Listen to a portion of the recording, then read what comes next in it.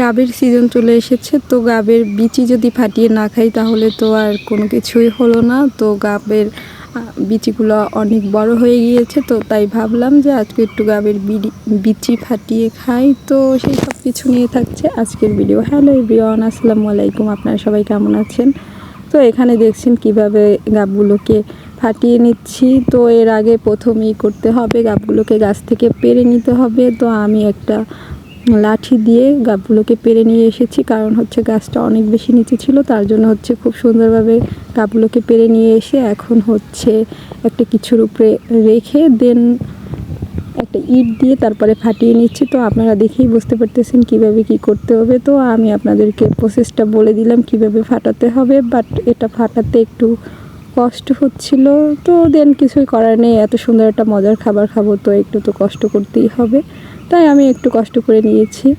তো এখন হচ্ছে গাবের আটিগুলোকে সব বের করে নিয়েছি। এখানে অনেকগুলো 15-16টা গাব ছিল, মানে অনেকগুলোই গাব নিয়েছি, কারণ বাসার সবাই খাবে। আর আমাদের বাসার সবাই এই গাবের বিচিগুলো খেতে অনেক বেশি পছন্দ করে, আর বিশেষ করে আমি তো অনেক বেশি পছন্দ করি। তো আপনারা দেখেই বুঝতে পারতেছেন। আর আমি এর আগে কিন্তু পিক শেয়ার করছিলাম, সেখানে অনেকেই বলতে পেরেছেন আর অনেকেই বলতে পারেনি। এটা হচ্ছে গাবের বিচি, যেই গাবটা আমরা পাকলে খাই সেটারই হচ্ছে কাঁচা থাকতে বিচিগুলোকে খাওয়া যায়। তো আপনাদেরকে বলে দিলাম, এরপরেও যদি না চিনতে পারেন তাহলে তো আর কিছু করার নাই। আর এখানে এক এক করে সব গাবগুলোই ফাটিয়ে বিচিগুলোকে বের করে নিচ্ছি। বাট হচ্ছে আমার ভিডিও করে দেওয়ার কেউ ছিল না, তার জন্য হচ্ছে ক্যামেরায় আমাকে দেখতে পাচ্ছেন না, কারণ হচ্ছে আমি একটা ট্রাইপডের মোবাইল রেখে দেন হচ্ছে ভিডিও করতেছিলাম।